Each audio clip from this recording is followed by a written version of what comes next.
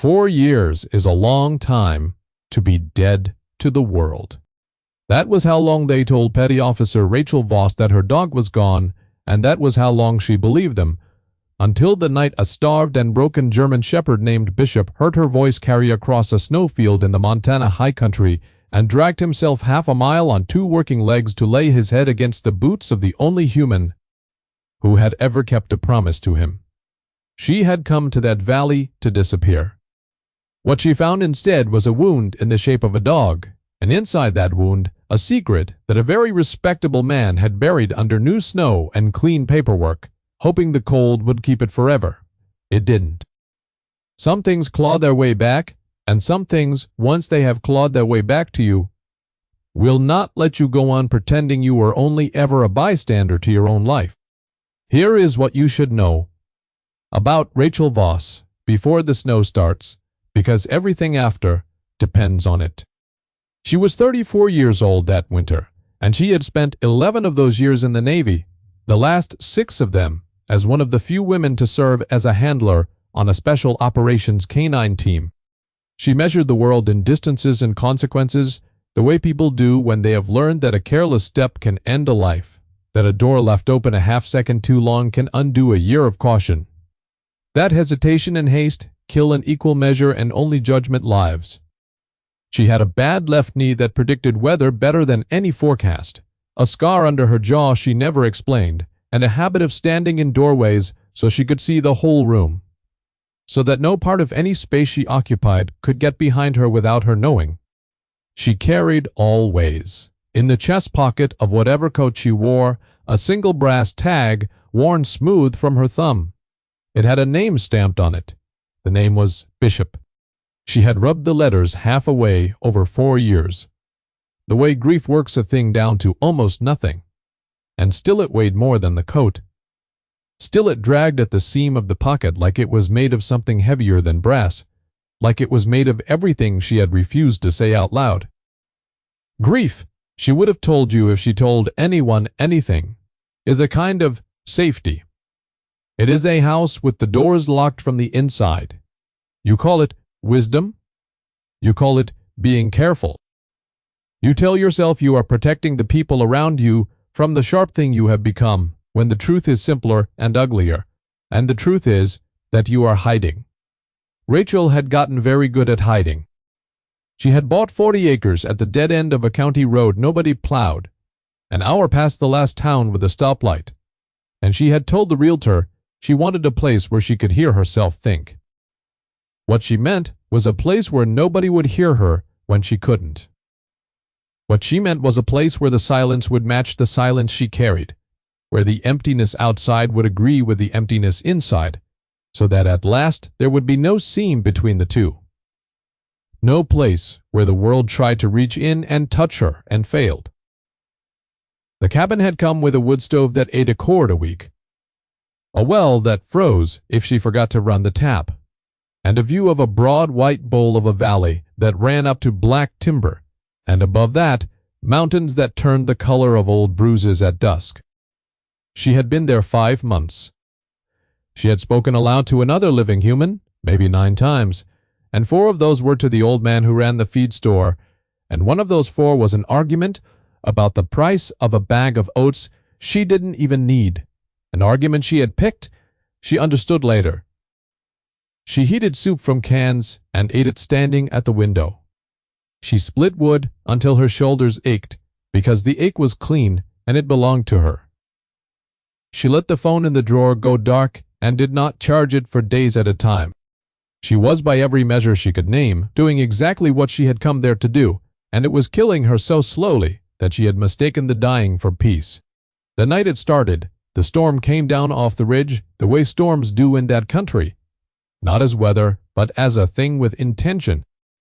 The radio had promised 8 inches and delivered its promise before dark, and then kept going, because the mountains make liars of forecasters. By 10 o'clock, the wind had teeth.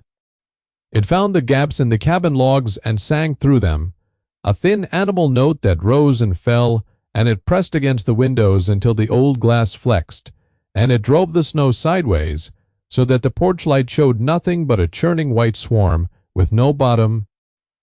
Rachel sat by the stove with a mug of coffee gone cold, and she did the thing she did most nights, which was nothing, and think about people who are no longer alive to be thought about. She thought about a man named Reyes, who had laughed at everything until the day there was nothing left to laugh at.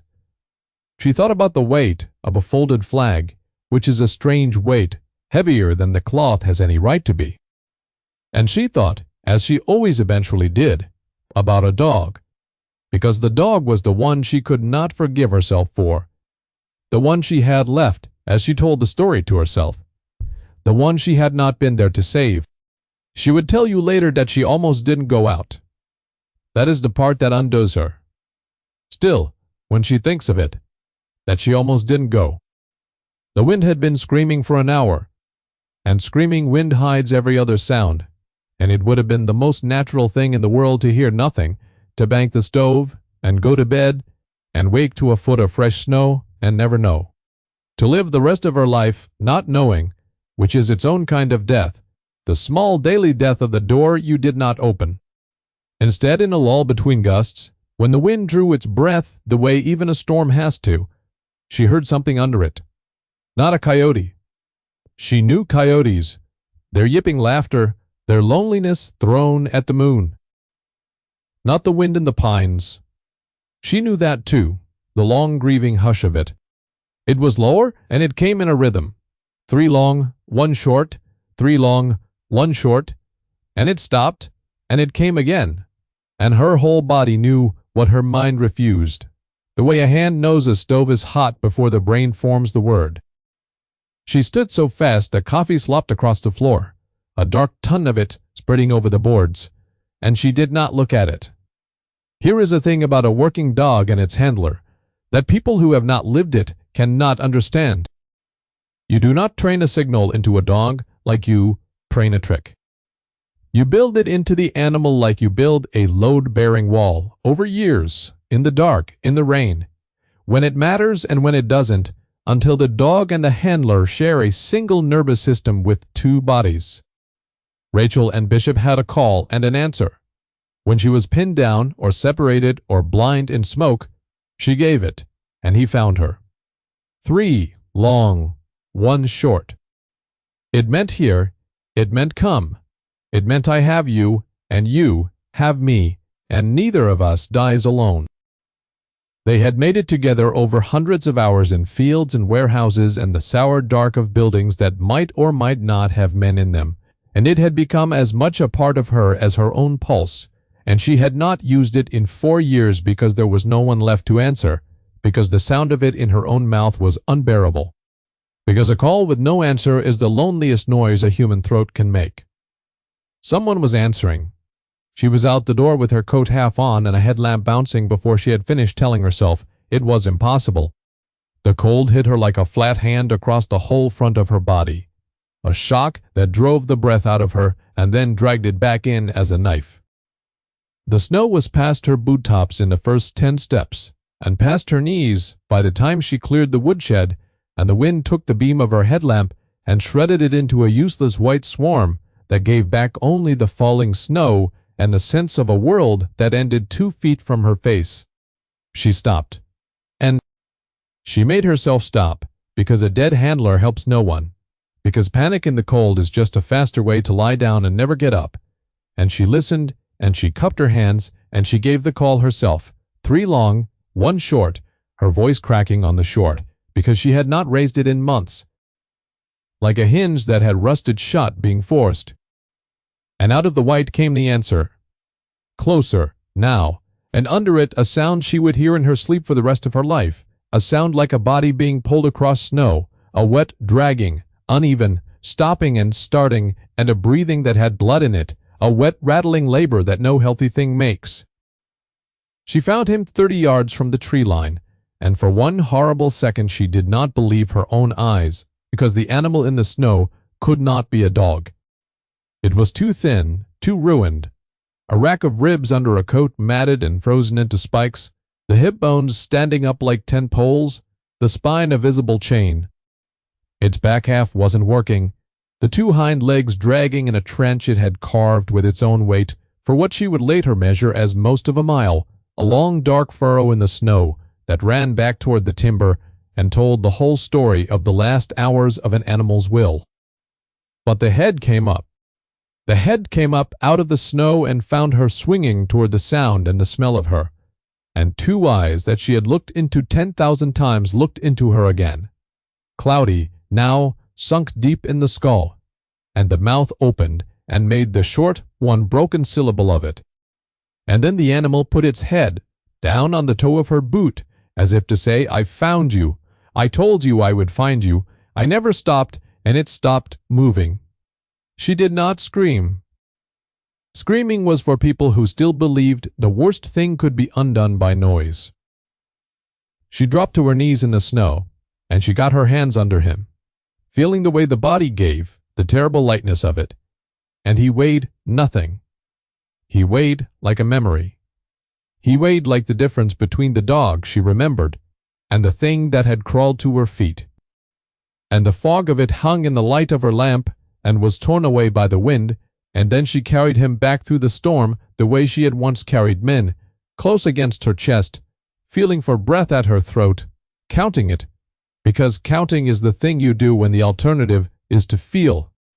Because a number cannot break your heart, and a feeling can. 22 breaths in the first minute, then 18.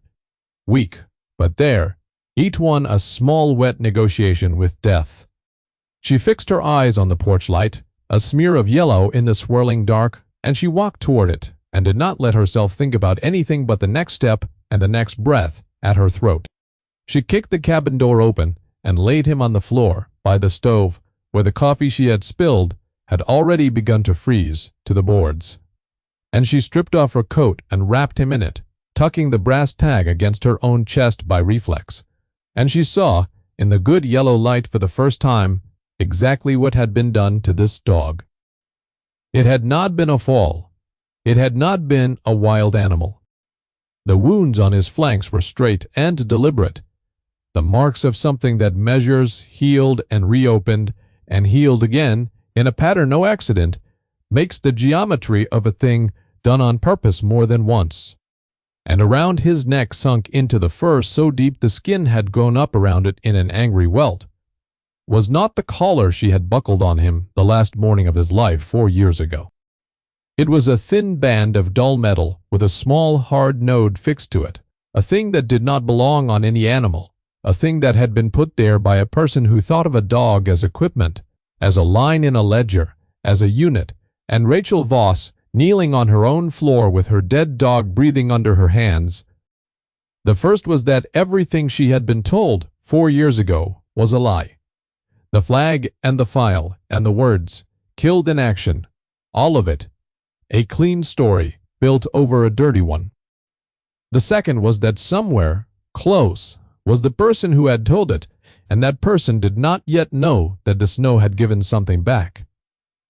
Mercy is a strange country.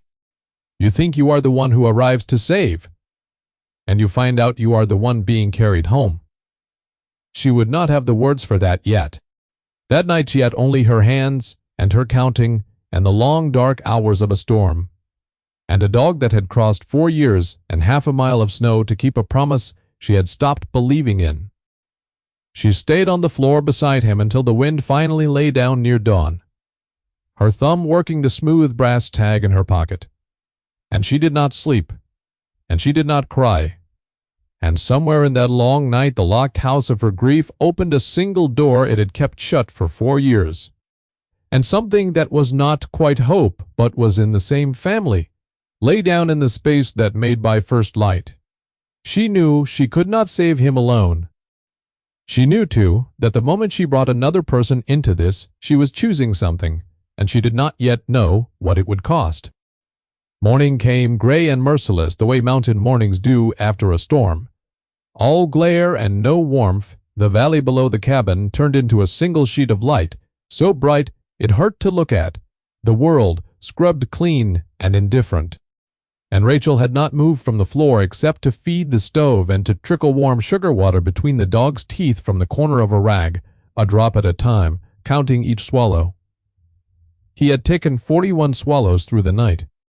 She knew because she had counted them. The way she counted everything now. Because a number was a thing you could hold when a feeling would take your hand off. He was still with her. That was the first miracle, and she did not trust it, because she had learned that miracles in the morning are often only a slower way of losing something by afternoon. The band around his neck she had not removed. Every instinct in her hands wanted to cut it off him, to free him of the last insult, to end the small, ongoing cruelty of it against his skin. But the part of her that had spent a career reading the aftermath of violence made her leave it. Evidence, that part said in a voice flat as a table. You do not know what this is yet. You do not touch it until someone who can testify has seen it, where it lies. So she left the ugly little note against his fur, and she photographed it with her phone. 4 angles, close and wide, the way she had been trained, steadying her wrist against her knee to still the tremor she would not admit to, and she felt, doing it, an old competence wake up in her like a limb she had been sleeping on. Purpose flooding back into muscles that had forgotten they had a use. She needed a healer. That word, healer, was the one that surfaced, not doctor, not vet. Because what the dog needed was larger than medicine. Because the thing that was broken in him was not only in the bone. There was one large animal practice within reach, 61 miles by the plowed roads, and the woman who ran it was a name Rachel had heard twice in 5 months, and both times spoken with the particular respect small places reserved for people who are good at a hard thing and do not charge you for kindness. Dr. Elena Marsh. Rachel had never met her. She called at 7, and a voice answered on the second ring. Awake. Dry. A little rough at the edges like a road that had seen weather. I have a dog, Rachel said, and then found she could not say the rest of it. And the silence stretched, and the dry voice on the other end did something Rachel did not expect. It waited. It did not fill the silence. It let her have it, the way you let a wounded animal come to you, rather than reaching, the way you hold still and low and let the frightened thing decide. Alive? The voice asked finally. Barely, said Rachel. And there's something around his neck that isn't mine and isn't right, and I think if I bring him to town I'm putting him in front of the wrong eyes. The line was quiet a moment, and in the quiet, Rachel could hear the woman's breathing change, could hear her come to attention the way a professional does when the shape of a problem shifts under them. Then, dry as ever, but with something underneath it now, a listening, a leaning in. Where are you? I've got a truck that thinks it's a boat. Keep him warm, keep the water going, and don't cut off whatever's around his neck. Sounds like you already knew that. I did, Rachel said. Good, said Elena Marsh. Then you're not going to be the hard part of my morning. She arrived at 9:40 in a diesel truck with chains on all 4. The engine loud enough to hear a full minute before it topped the last rise. And she came through the door with a bag in one hand and did not waste a single word on the view or the weather or the strangeness of a woman living alone at the end of a dead road with a half-dead shepherd on her floor. She was maybe 50, gray, coming in hard at the temples, hands that were steady and scarred and moved over the dog like they were reading him, like the fingers themselves could hear what the body was saying. She knelt where Rachel had knelt all night. She was quiet for a long time, her hands traveling the ribs, the belly, the ruined hips, pausing, pressing, listening. Then she said without looking up, He's older than starving. Whoever kept him alive on purpose, which is worse than not feeding him, because it means it was maintenance. And she touched the straight marks on his flank, and her jaw tightened until the muscle stood out, and she said a word under her breath that was not a nice word. And Rachel decided in that moment that she trusted this woman entirely on the strength of a single quiet obscenity spoken over a suffering animal. They worked most of the day. Fluids under the skin in a slow drip that raised a soft ridge along his shoulders, and then sank as the body drank it in. Warmth built up in layers. Blankets and a hot water bottle wrapped in cloth, and Rachel's own coat, the wounds cleaned and closed with a patience that did not hurry and always the dog's breathing counted and recounted. Twice they thought they were going to lose him, the breathing going ragged and shallow and far apart, and twice he came back hauling himself up out of it by some engine that would not quit. And Elena said, wiping her hands on a rag, "He doesn't want to go. Some of them are done, and they let you know they get quiet, and they turn their face to the wall. This one's got something to do." And Rachel, who did not talk about herself, who had built a whole life around not talking about herself, heard herself say, "He was mine. 4 years ago. They told me he died overseas. Killed in action, they said. I got a folded flag and a line in a file, and I believed it, because why would anyone lie about a dog?" Elena Marsh sat back on her heels and looked at her for a long moment, and then she looked at the dull note against the dog's neck, and something crossed her face that was older than that morning. A grief with a long root, a thing that had been buried a long time and had never stopped growing down there in the dark. And she said quietly, "People lie about anything that's worth money." Then she said a thing Rachel would carry the rest of her life. A dog's death is cheap to fake and expensive to disprove. Somebody was counting on you not to try. They removed the band together, finally, once he was stable, with Elena narrating every step so Rachel could photograph it, so there would be a record of how it came off and what was under it. And when it came free, peeling out of the welt it had made, they saw the node was not a tracker, or not only. It was a small hard capsule, sealed at a seam no bigger than a thumb joint, worn smooth on one side from years against fur, and stamped into the metal. Faint but there, under the light when Elena tilted it, was a mark. Not a brand or a name. A stylized shape, a mountain over a river, the kind of clean, confident logo a company pays a design firm real money to make.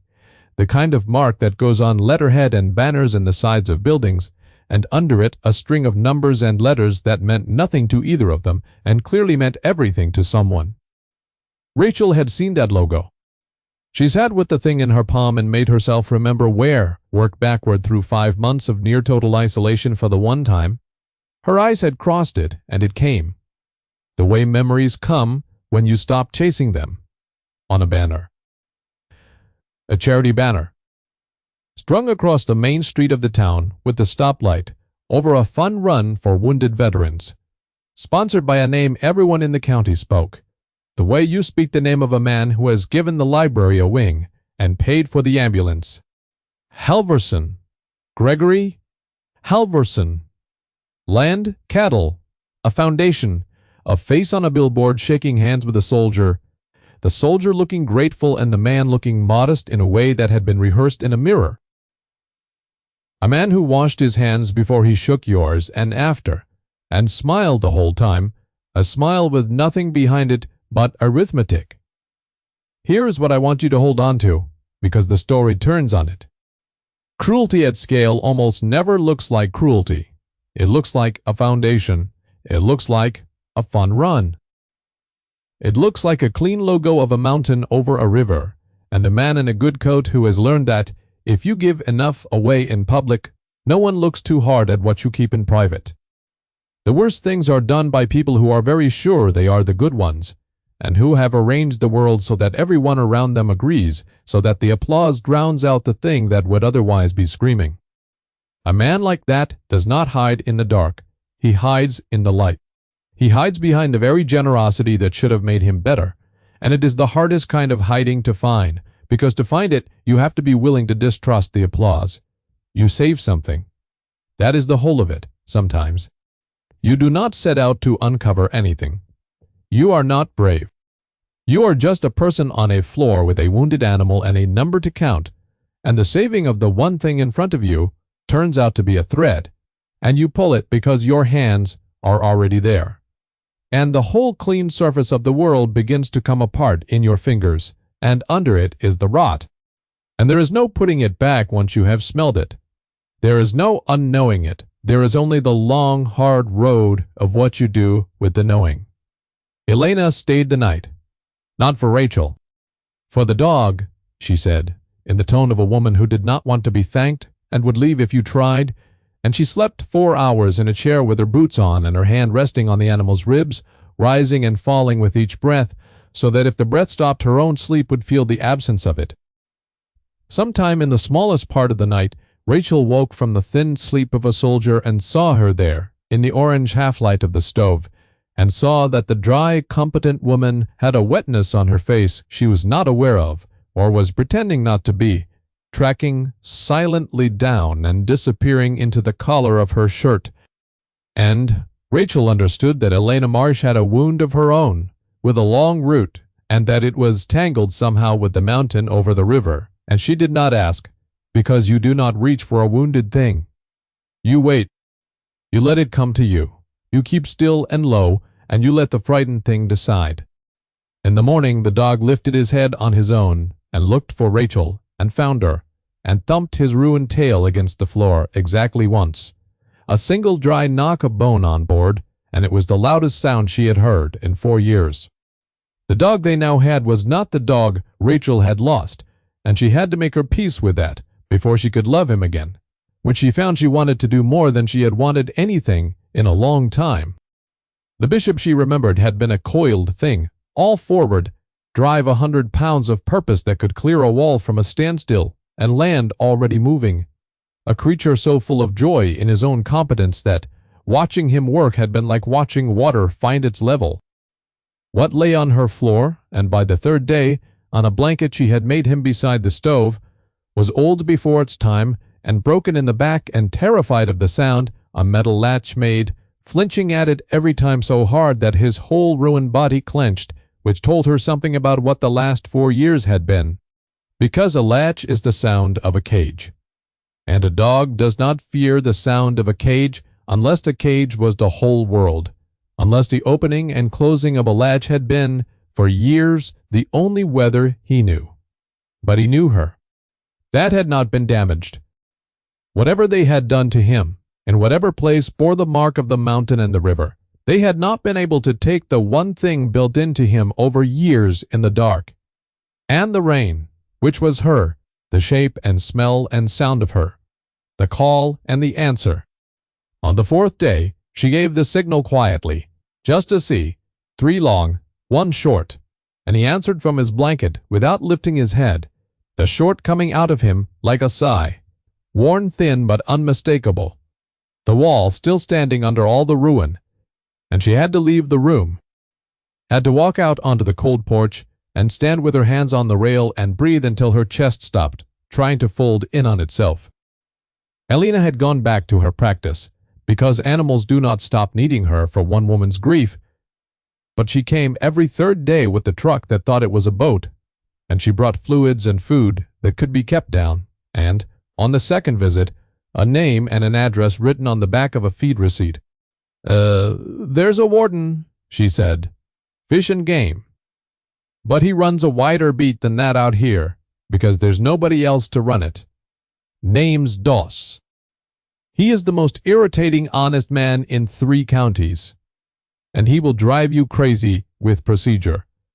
And he is exactly who you want, because if he says a thing is true, a judge believes him, and if he says it your way, you lose.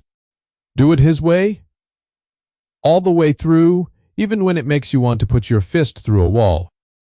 Warden Tom Doss was a big, slow-moving man in his late 50s, with a gray mustache and eyes that missed nothing, and a manner that suggested he had long ago decided that the fastest way to do anything was slowly and once. Rachel had expected to have to convince him. She had rehearsed it the way she rehearsed everything. The dog, the fake death, the band, the capsule, the logo, laying the pieces out in her mind in the order that made them undeniable. And she laid it all out on her kitchen table for him too, with the photographs squared up in a row. And she watched him look at each one without touching it, and she understood that Elena had sent her a man who knew how to keep his fingerprints off a case, who understood evidence the way she understood distances. He listened to all of it, and he did not interrupt, and he did not rush her. And once or twice he made a small sound in his throat that was not agreement or disagreement, but only attention. Then he said, "You handled the evidence right. That's rare. Most people who bring me something like this have already ruined it out of anger, and I can't use ruined. A ruined thing is worse than no thing because it tells the other side exactly what you had and how you broke it.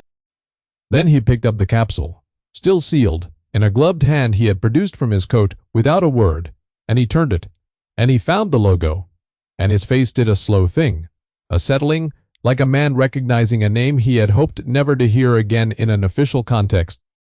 Halverson, he said. It was not a question.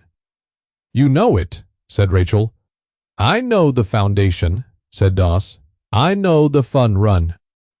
I know he paid for the new roof on the fire hall, and I stood there and clapped, like everybody else, clapped with my own 2 hands.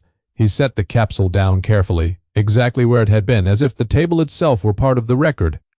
And I know that 4 years back, a young woman who worked out at his research operation walked into a river in November, and the sheriff called it a suicide, and I never believed it, and I never had a single thing I could take to anybody, and I have carried that like a stone ever since, in this pocket right here, where I keep the things I couldn't fix.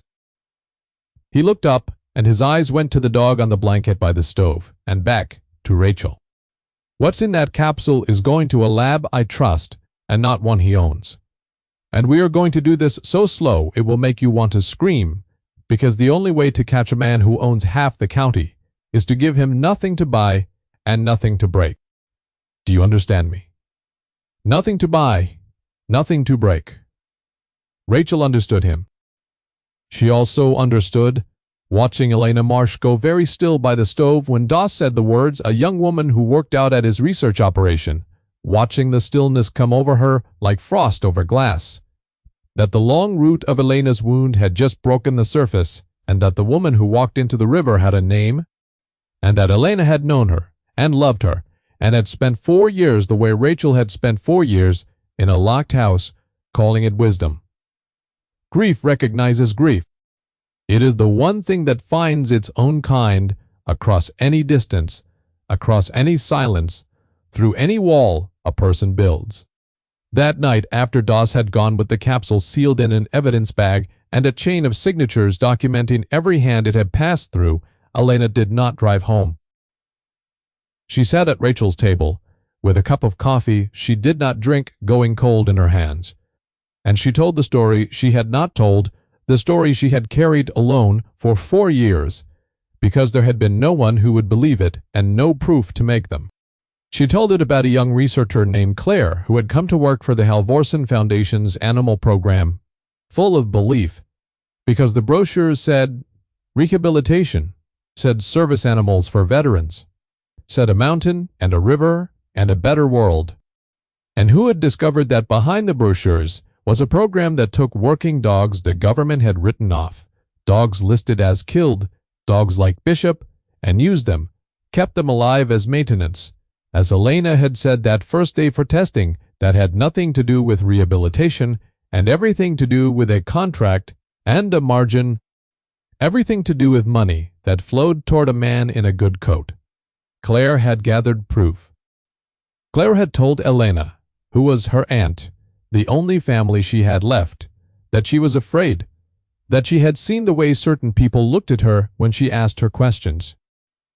And then Claire had walked into a river in November, or been walked, and the proof had vanished with her, and Elena had gone dry and quiet, and had not cried in front of another person until she cried in a chair with her hand on a dog's ribs. She kept a record, Elena said. Claire? She was careful. She was the most careful person I ever knew. She double-checked everything twice, and then checked it again. She told me she'd hidden it somewhere it couldn't be bought or burned, and then she was gone before she could tell me where, and I have looked for 4 years and found nothing, and I stopped believing it existed. I made myself stop, because hoping was worse than knowing. She looked at the dog, at the slow rise and fall of him in the firelight. And then you called me about a dog that came back from the dead with their mark on his neck. And I thought, maybe the dead do give things back. Maybe she left the map on the one thing they'd never throw away because it was still worth money to them. They both looked at Bishop, at the terrible sealed thing that had ridden his neck for 4 years. The capsule, Rachel said slowly, feeling it come together in her chest like a lock turning.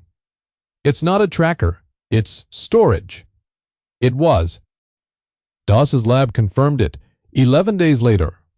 11 days that felt like 11 years. Days in which Bishop grew stronger by increments so small they could only be seen by comparing one week to the last. A little more weight on the front legs, a little less flinch at the latch.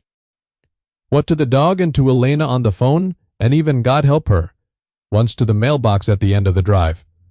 Days in which the locked house of her kept opening more doors than she meant to, and she found she did not have the strength or the wish to close them again.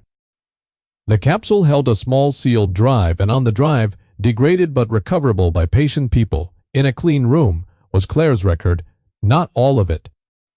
Water and time had taken some of it, corrupted the files at the edges, eaten holes in the middle. But enough. Names of dogs listed as killed in action who were alive in Halverson's program, a roll of the disappeared dates. A ledger of what the contract paid per animal, a number per unit that made Rachel put the phone down and stand at the window for a while.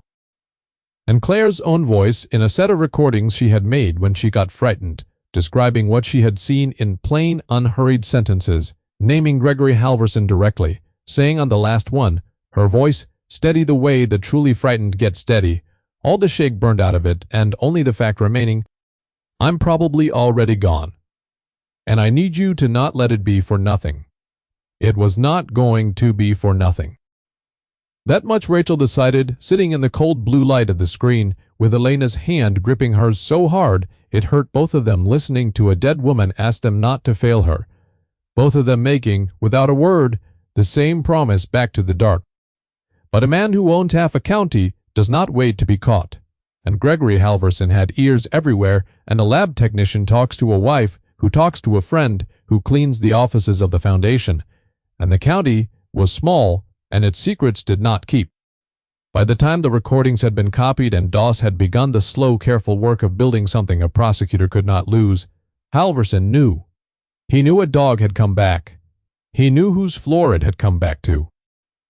And Rachel Voss, who had come to that valley to disappear, who had chosen the end of a dead road precisely so that no one would ever find her, was about to discover that she had made herself very easy to find, that a woman alone at the end of a road is not hidden, she is only cornered if the wrong person comes looking. The first thing they did was not violence. That is the mistake people make about men like Halverson.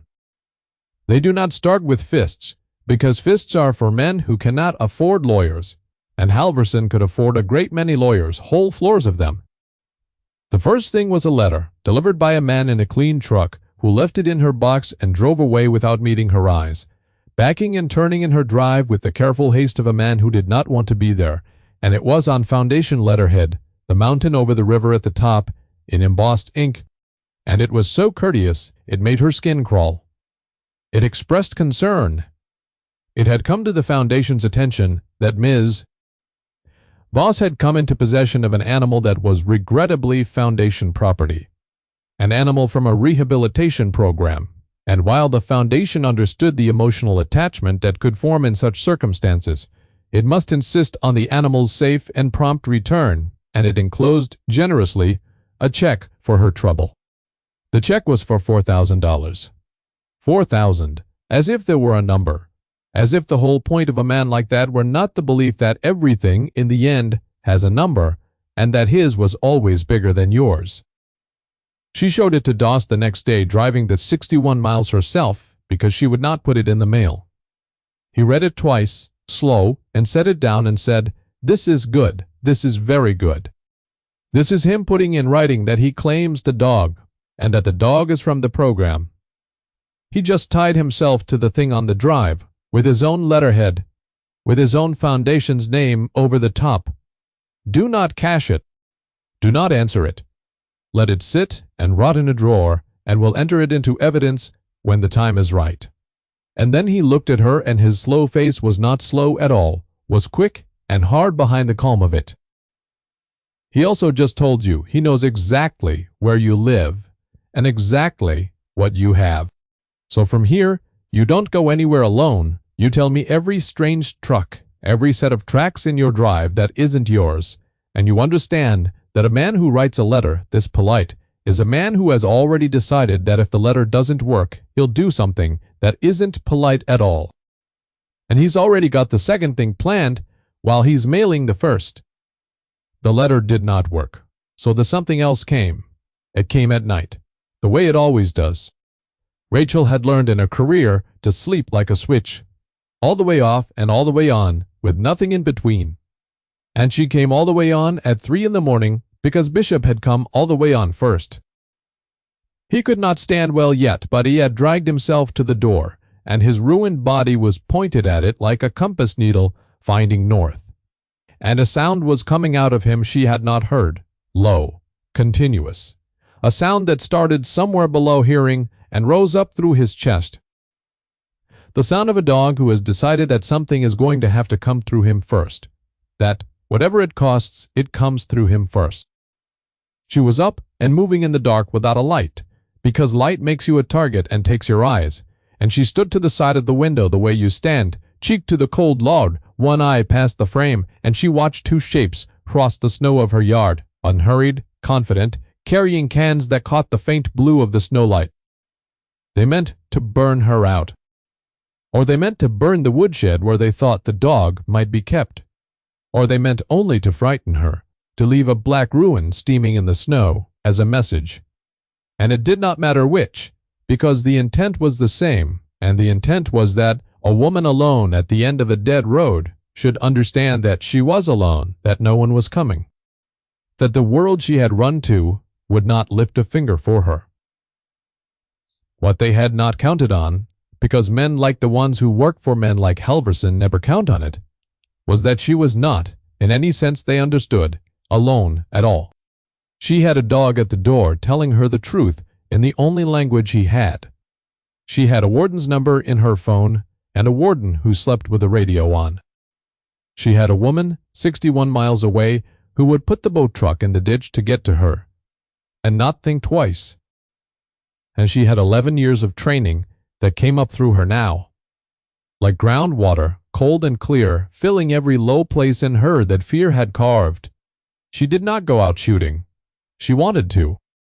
There is a version of Rachel Voss, a version she had been for a long time. The version grief had built, brick by brick, in the locked house.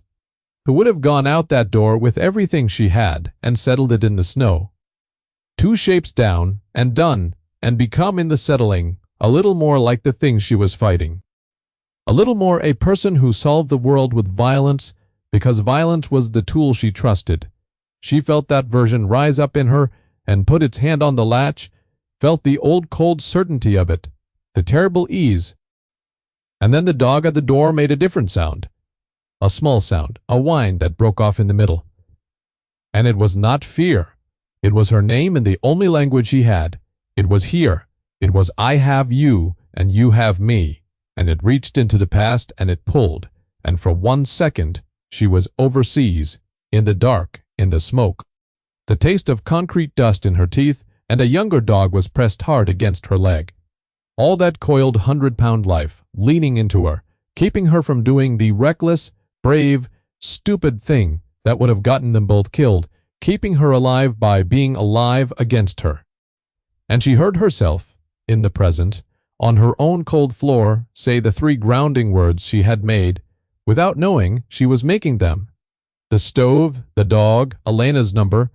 The stove, the dog, Elena's number, saying it under her breath like a prayer or a cadence. And she did the disciplined thing instead of the brave one, which is almost always the harder of the two. She turned on every light in the house at once, throwing the switches in a row so the cabin blazed up out of the dark like a lantern, and she hit the truck horn with the remote start so it blared long and flat across the silent frozen valley, a sound that carried for miles in that cold, and she stood in the bright doorway with the dog beside her, his ruined body pressed to her leg, and a phone in her hand already connected to a warden who slept with his radio on, and she let the 2 men in the yard understand that they had lost the one thing they needed, which was the dark and the silence and the belief that no one was watching. They froze in the flood of light, 2 men caught out of their element, and they dropped the cans, and they ran, floundering back through their own tracks toward the timber and the road beyond it. She did not chase. She got the plate of the clean truck by the yard light, as they gunned it out of the far end of the drive, 3 characters of it before the snow and distance ate the rest, and she said them out loud twice to fix them, and she gave them to Doss over the phone while they were still fresh in her mouth, and he wrote them down and said quietly, "You did it right. You have no idea how many people don't." And then, because he was who he was, because under the procedure there was a man, he said, "Are you okay?" And she found to her surprise that she had to think about the answer, because for 4 years the answer had been a reflex, and the reflex was fine, fine, always fine. Not okay, but not alone, which was a different thing than she had been in a long time, which was maybe the only thing that mattered. Halverson had made a mistake, and it was the mistake such men always make, which is to treat frightening a person as the same as defeating them. He had wanted her to feel watched and hunted and small, to feel the way Claire must have felt in the weeks before the river. Instead, he had reminded her of exactly who she was. He had put a threat outside the door of a woman who had spent her adult life running toward the sound of danger with a dog at her side. And he had reminded her that she still had the dog, and that the dog still had her, and that between them, they had faced worse than 2 frightened men with gas cans in the snow. Had faced men who meant it, doing in places where no lights would come on and no horn would sound, and there was no one for miles who was on your side. And they had come home from those places, the 2 of them, alive. Do not mistake me. She was not fearless. Fearlessness is a story people tell, a thing that does not exist in any person who has actually stood where the danger is. She was afraid every night after that, and she slept worse, waking at every settle of the cabin, and the bad knee ached with the cold and the tension both, a deep grinding ache that would not let her forget the weather or the stakes. But there is a difference between the fear that closes a house and the fear that guards one, and hers had changed its nature entirely. She was no longer afraid of being hurt. She had been hurt. She had lived at the bottom of being hurt for 4 years and found she could breathe down there, that a person can live at the bottom for a long time. What she was afraid of now was failing, of letting it be for nothing, of Claire's steady frightened voice going unanswered a second time, of 18 or 19 dogs she had never seen dying in the dark of a program because she had not been quick enough, or careful enough, or strong enough. And that fear does not close you. That fear opens you, and points you, and makes you useful, which is the only thing fear is ever good for. The plate led to a man named Deakins, one of Halverson's, and Deakins was the kind of muscle that men like Halverson buy cheap and consider disposable, a man with red knuckles and a nervous way of not meeting your eyes, a man who had made a series of small bad choices and let them add up to a life he could not get out from under. And when Doss brought him in on the arson attempt, slowly, carefully, with a witness and a partial plate and a can with fingerprints on it that Rachel had photographed where it lay and Doss had bagged with his gloved hands, Deakins did the thing that the truly frightened and the truly disposable eventually do. He looked at the size of what he was standing under, the whole weight of it, the years of it, and he decided he did not want to hold it up alone, did not want to be the one still standing there holding it. When the man in the good coat walked away clean, as such men do, he had a conscience or he had a survival instinct, and in the end, there is not always much difference between the two, and one is often just the other wearing better clothes. And he began, in a small interview room with a recorder running and a lawyer he could not really afford beside him, to talk about a program and a river 4 years ago. And a night he had helped carry something heavy down to the water, and had not slept right since, had never once slept right since. Justice, if you want to know the truth of it, is not the thing they show you. It is not a man in a good coat let out in handcuffs, while a crowd cheers on the courthouse steps. That happens sometimes at the very end. But it is the smallest part, and the least important, the part they film because it is the only part that looks like anything. Justice is a warden filling out a form correctly, in blue ink, at a kitchen table, at midnight. It is a lab technician logging a sample and initialing the log. It is a frightened, disposable man deciding to talk, and a prosecutor reading a ledger, line by line by line, until her eyes burn, and a judge signing a warrant with a hand that does not shake because everything under it is clean, and it is slow, and it is boring, and it is tedious past all bearing, and it is the only thing that lasts. The fast kind, the loud kind, the kind that feels good going down, is the kind that comes apart on appeal, that a good lawyer unravels in an afternoon, that lets the man walk out the back while you are still celebrating out front. Rachel had wanted, that night in the snow, the fast, loud kind. She had wanted it with her whole body. What she got instead over the long, cold weeks that followed was the slow kind. And the slow kind is the kind that holds, the only kind that ever holds. But Halverson was not finished. A cornered man with money is at his most dangerous when the slow kind of justice begins to close on him, because he can see it coming, can watch it come across the county toward him inch by inch, and he cannot buy it, and he cannot break it, and the only thing left to him is the landscape itself, and the landscape up there was on nobody's side. The landscape does not take bribes, and it does not scare, and it does not care whose name is on the Fun Run banner. It only waits, and it kills the careless and the unlucky without preference. And a man who understood that could, if he was desperate enough, use it as a weapon that left no fingerprints at all. The thaw came early and false that year, the way it does in the mountains when the season wants to give you hope so it can take it back and laugh. For 10 days the sun had teeth of its own, and the snow in the valley went gray and grainy and sank, settling and rotting from within, and the creek that ran down through the timber above Rachel's place woke up and began to talk, and then to shout, fat and brown with meltwater. And Doss said, in the flat way he said the things that mattered most. Nobody goes up in that country right now.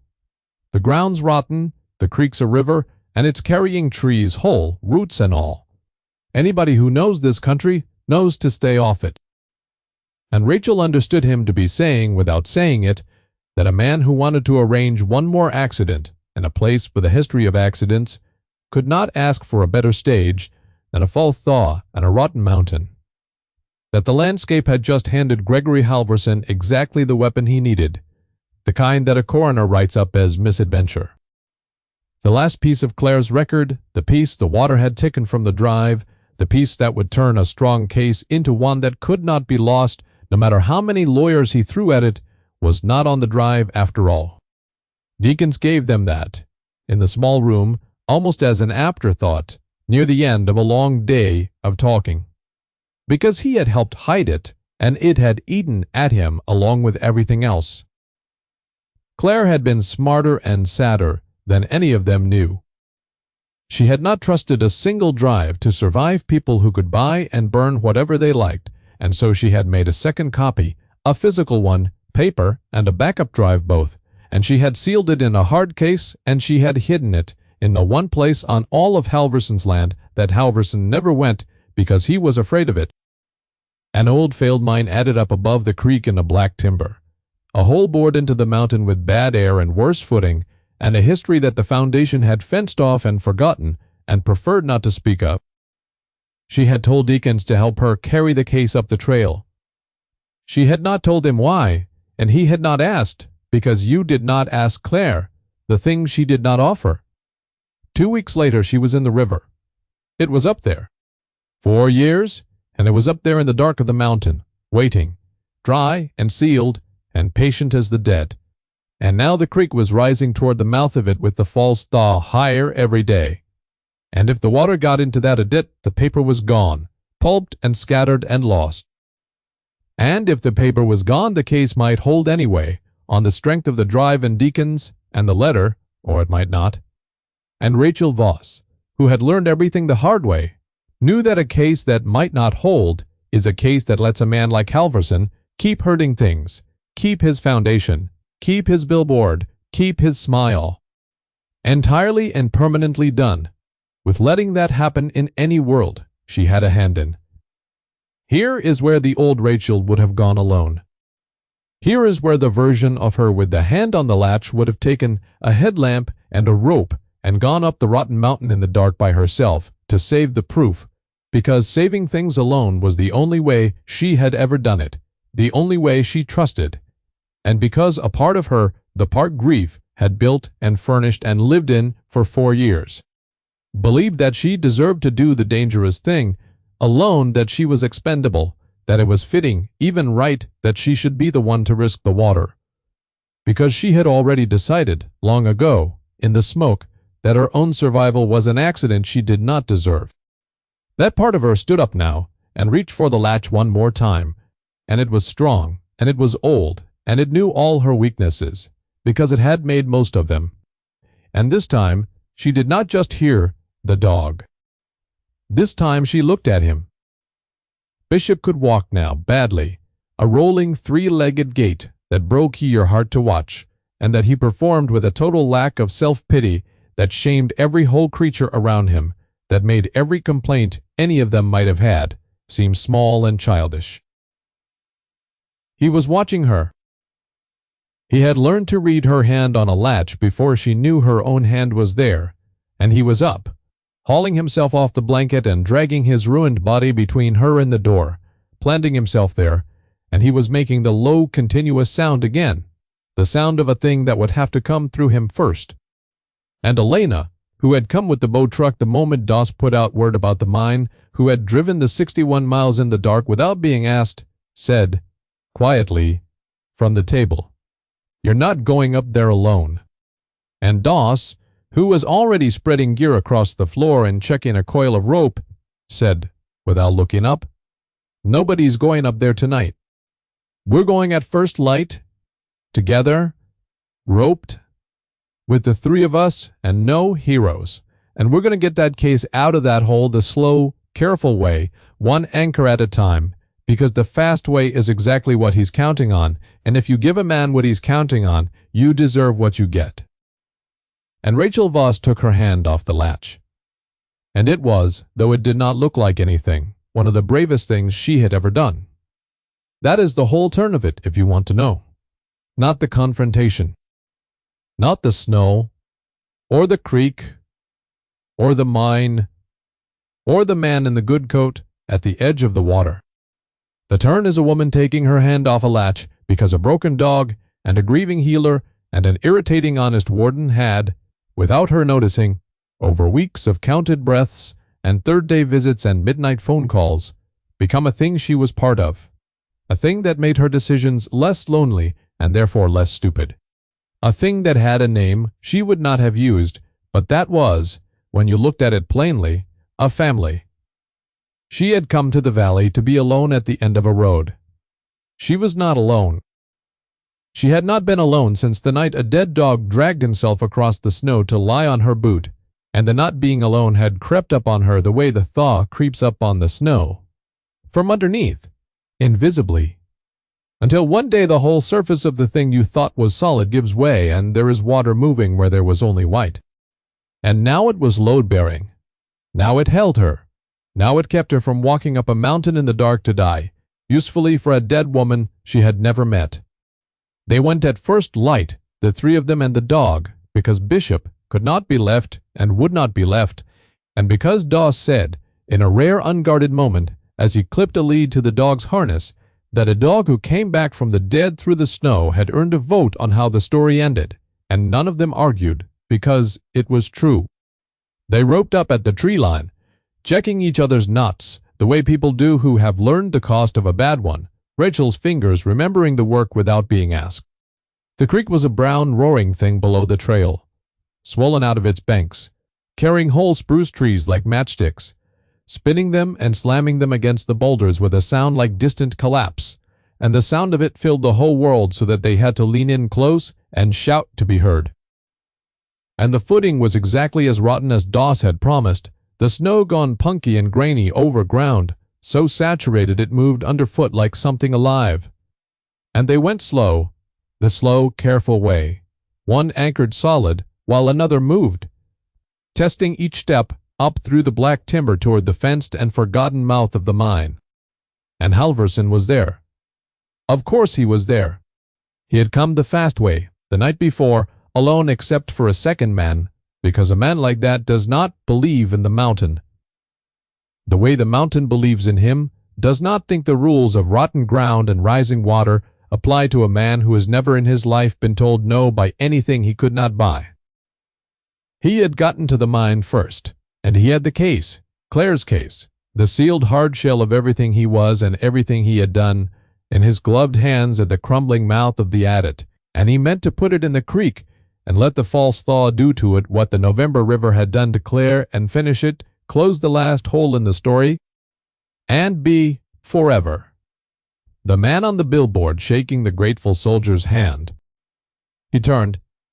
When the dog barked, one sharp warning that cut through even the roar of the water, and his face, when he saw them come up out of the timber, was not the billboard face. It was the face under it. It was the arithmetic. Realizing it had made an error, it could not correct. What happened at the mouth of that mine happened fast, and I will tell it to you plainly, because the plain telling is the only true one. Halvorson saw them come up out of the timber, and he panicked, the way such men do when the slow thing they cannot buy or break finally arrives on foot and looks them in the eye. And the second man, the muscle, moved toward Rachel, meaning to close the distance, and Rachel, who could have ended him, who had 11 years of knowing exactly how, did not. Because a dog at her side made the low sound, and she heard, under the roar of the creek, under everything, 3 long and 1 short in her own memory. And she chose the living thing and not the fight, chose the discipline and not the ease. But the ground did the thing rotten ground does. The bank at the mouth of the mine, undercut by 4 years of nobody and 10 days of thaw, and the whole weight of the mountain's meltwater pushing through it, let go all at once with a soft, terrible sound like a held breath released, and Halvorson, with the case in his hands, went with it. The ground simply gone from under him, down the slick chute of collapsing earth toward the brown, roaring water that had taken Claire. And he screamed. And it was not a courteous sound, it was not the modest voice from the billboard. It was the true sound that had been under the smile the whole time, the sound of a man discovering there is a number he cannot pay, and it is being called in now. And here is the thing I want you to carry out of this cold place if you carry nothing else. Rachel Voss went down after him. Not the muscle, who ran, who turned and floundered back up the trail and out of the story, entirely choosing his own skin the way he always had. Rachel went down. Not to save the case, though. She got it, wrenched it from Halvorson's hands as they both slid toward the water in a roar of loosened earth, and threw it up the bank to Elena in the same motion. One clean throw, 11 years of training compressed into a single arc of muscle and will, and Elena caught it and clutched it to her chest and did not let go. But then, roped to Doss above, with Doss digging in and taking the strain and the water reaching up hungry for both of them, Rachel got a fist in the collar of the coat of the man who had faked her dog's death and had a woman drowned and had tried to burn her out in the night. The man she had every reason on earth and in her own heart to let the creek have, and she held on.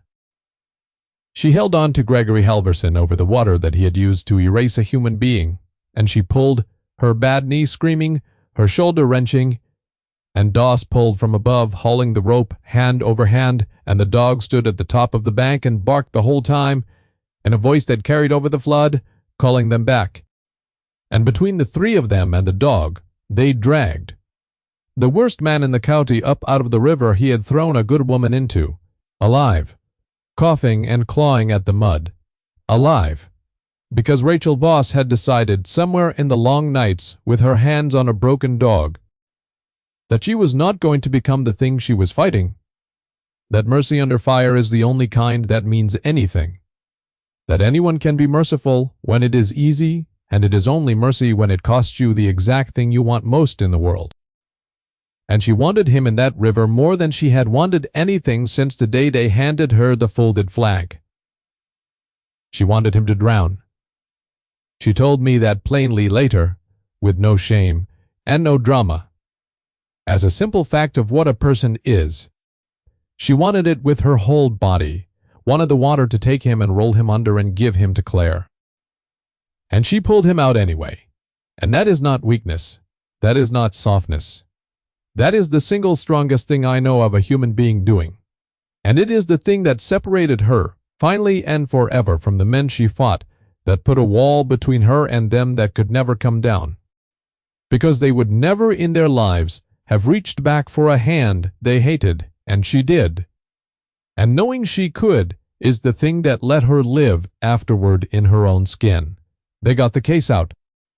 That was what mattered in the slow world of Warden Doss, and the prosecutors and the lab in the world where things last. The case held Claire's second copy, the paper the water never got, 4 years dry in the belly of the mountain, and it turned a strong case into one that could not be lost, could not be unraveled, could not be bought or broken or explained away. And it did the one thing Rachel had promised the cold blue screen it would do on the night she first heard a dead woman's steady voice. It made sure that Claire's steady, frightened voice, saying, "Do not let it be for nothing," was answered in full, out loud, in a court of law. It was not for nothing. Say it with me, because Claire earned the saying. Earned it in a November river 4 years before anyone believed her. It was not for nothing. The reckoning was as slow as Doss had promised. Slower even.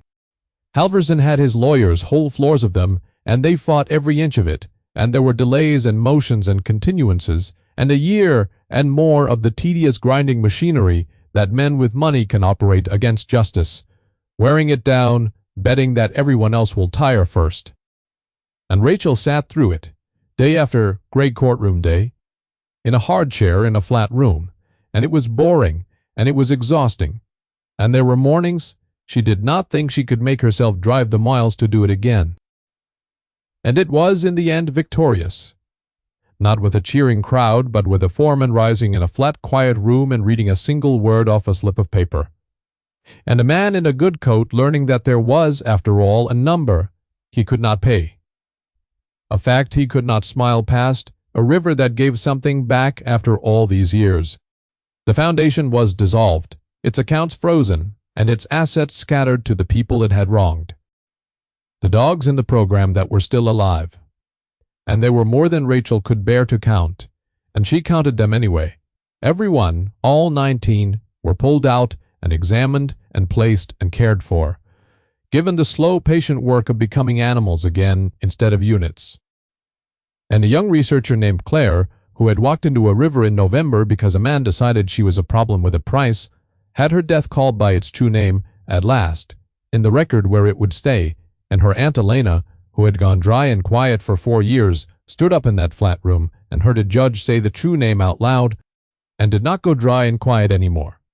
Grief does not end. Anyone who tells you a court date ends grief is selling you something, and you should keep your hand on your wallet. Elena still misses Claire every single day. Still reaches for the phone sometimes to call a number that does not answer, and Rachel still, sometimes, in the smooth dark, before sleep, works her thumb over a worn brass tag out of pure old habit, feeling for letters that are almost gone. But grief can be reordered. That is the thing I learned from these people. The thing worth the whole cold telling. Grief mistaken for safety, called wisdom, kept in a locked house with the doors barred from the inside, is a slow death, a way of dying that can take decades and calls itself living. Grief carried out into the light, out into the roaring creek, out into the company of others carrying their own, becomes something else entirely. It becomes the reason you pull a man out of a river you want to leave him in. It becomes the reason you drive a boat truck 61 miles at 3 in the morning without being asked. It becomes the load-bearing wall of a life you did not think you would ever get to have, and never once asked for, and could not now imagine living without. There was the question of the dog. There is always, at the end, the question of what you get to keep. Bishop was, on paper, foundation property, a line item, a unit written off, and then written back, and the foundation was dissolved, and there was a tangle of law about it that would have defeated anyone but a man who did everything slowly. And Doss walked through the tangle a step at a time, filing and waiting and filing again until, one afternoon in the second spring, he came up the county road that was plowed now, plowed all winter, because a woman lived at the end of it who mattered enough to the people who kept the roads that they sent the plow up the dead end without being asked. And he handed Rachel a single sheet of paper, holding it out with a formality that told her it was more than paper. It was a court order. It said, in the flat, unhurried language of the law, that custody of the animal designated on the Foundation's fraudulent record as killed in action was awarded to Rachel Voss. It said his name, Bishop. The clerk had spelled it right, and Rachel stood on her own porch in the thin spring sun and read that one word over and over until the letters swam. She had learned, by then, the last hard thing, which was that you do not get a vote on the outcome. She had learned it from the dog, of all teachers. A creature can love you completely, can drag itself half a mile through a killing storm to lie on your boot and still be free, still be his own, still make his own slow way toward the door or the fire as he chooses. And the love is not a leash. The love was never a leash. The love is a light left on in a window for a thing that may or may not come back. And the leaving of the light on is the whole of it, is the only part you control. Bishop was old and broken, and he was never going to be the coiled forward driving thing he had been, and Rachel had made her peace with loving what was in front of her rather than what she had lost, the gray-muzzled three-legged present thing and not the golden remembered one, and in making that peace, without noticing she was doing it, she had learned to love herself the same way, the broken present woman and not the young whole one who had died somewhere overseas in the smoke. And that, more than any court order, was the thing the dog gave back to her when he dragged himself across the snow.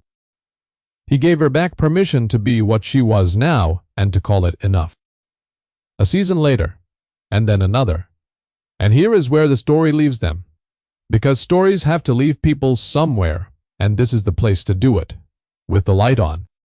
There is a house at the end of a county road that used to be a place to disappear, and is now a place people find on purpose, that has cars in the yard some evenings, and more than one coat on the pegs by the door.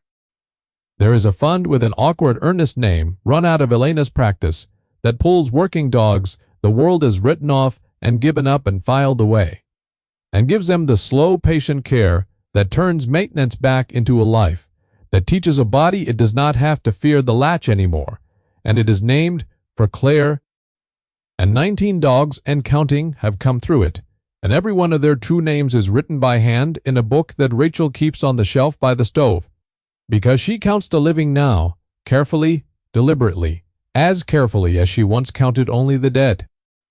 There is an irritating honest warden with a gray mustache who comes to dinner more often than his job could possibly require, and argues about the coffee, and stays late. There is a woman named Elena who is not dry and quiet anymore, who laughs sometimes in a way that surprises even her.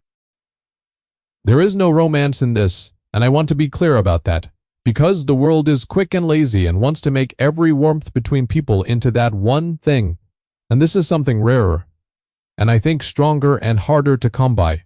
This is a gathered family of the wounded who found each other over a broken animal and a buried secret and a river, and who decided, each of them, to keep a light on for the others. And there is a dog, old and gray at the muzzle now, rolling and three-legged in his gait, and utterly, magnificently, without self-pity, who sleeps by a stove that no longer stands in a locked and lonely house, and who lifts his head every single time, without fail, when a certain voice gives a certain call across the room, 3 long and 1 short, and answers it, the short coming out of him now, not broken, not bloody, but soft and easy and full, like contentment, like here, like I found you, like I told you I would, like I never once stopped believing, So let me speak to you directly, now, before the light goes. Because this was never only a story about a dog and the snow. You are carrying something. I know you are, because everyone is. Every single person alive is carrying something they do not set down, and some of you have built a house around the thing you carry, and locked the doors from the inside and pulled the shades, and you have called it wisdom, called it being careful, called it strength, called it not wanting to burden anyone. And it is none of those things. It is only hiding, and I say that with love and not with judgment. Because I have been where you are, and so have all the people. In this story, every one of them lived in that locked house for years. Here is what they learned that I would give to you now, if I could put it in your two hands like a worn brass tag, worn by someone's thumb. Mercy does not erase your grief. It reorders it, sets it in its proper place, makes it the root of something instead of the whole of everything. Rescue is always mutual, always, and the thing you go out into the storm to save turns out, every time, to be the thing that carries you home. The worst cruelties in this world wear the cleanest coats and the whitest smiles and pay for the roof on the fire hall, and the cure for them is not spectacle. And it is not vengeance. It is the slow, patient, tedious, unglamorous work of the truth. Gathered correctly, carried by people who will not quit even when it is boring, even when everyone tells them to let it go. And grace, when it comes, and it does not come glorious. It does not come with trumpets. It comes inconvenient and half-starved and broken in the back, dragging itself across a snowfield in the dark, and it lays its head on your boot, and it will ask you to open a door you swore to God you had locked forever, and if you are wise, and if you are brave, which turn out in the end to be the very same thing, you will get down on your knees in the cold, and you will let it in. Keep a light on. Somebody or something is dragging itself toward you through the dark, right now, and it heard your voice carry across the snow, and it is coming on whatever legs it has left, and it is not for nothing. It was never, not once, not for a single moment, for nothing.